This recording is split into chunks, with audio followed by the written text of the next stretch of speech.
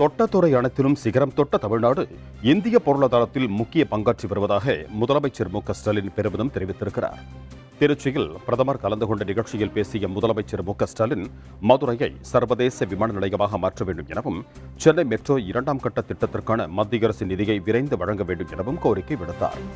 திருச்சி மாவட்டத்தில் உள்ள சிறு குறு நடுத்தர தொழில் நிறுவனங்களுக்கு பெல் நிறுவனம் ஒப்பந்த பணிகளை வழங்குமாறும் புதியதாக தரம் உயர்த்தப்பட்ட 2 வழிச்சாலைக்கு சுங்க கட்டணத்தில் இருந்து விலக்கு அளிக்க வேண்டும் எனவும் வலியுறுத்திய முதலமைச்சர் சென்னை பினாங்கு சென்னை டோக்கியோ இடையே நேரடி விமான சேவையை தொடங்க வேண்டும் என்று கோரிக்கை விடுத்தார். மாண்புமிகு பிரதமர் அவர்கள் அறிந்த ஒன்றுதான், கடந்த மாதம் சென்னை மற்றும் தென் மாவட்டங்களில் கடுமையான மழைப்பொழிவை தொடர்ந்து ஏற்பட்ட வெள்ளம் காரணமாக அந்த மாவட்டங்களில் பொது உட்கட்டமைப்புகளை பொறுத்து சேதமடைந்திருக்கு. மக்கள் வாழ்வாதாரமும் மோசமாக பாதிக்கப்பட்டிருக்கு.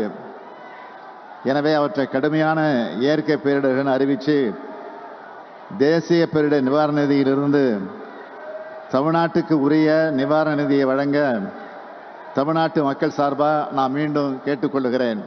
இந்தியாவோட பல்வேறு பகுதியிலிருந்தும் மக்கள் ஆன்மீக பயணமாக வராங்க.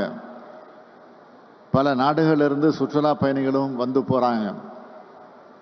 அவங்க எளிதாக வந்து போகிறதுக்கு ஏதுவாக மதுரை விமான நிலையத்தை பன்னாட்டு விமான நிலையமாக அறிவிக்கணும்னு நாங்கள் ஏற்கனவே வச்ச கோரிக்கையை மாண்புமிகு இந்திய பிரதமர் அவர்கள் கனிவோடு பரிசீலிக்க வேண்டுகிறேன்.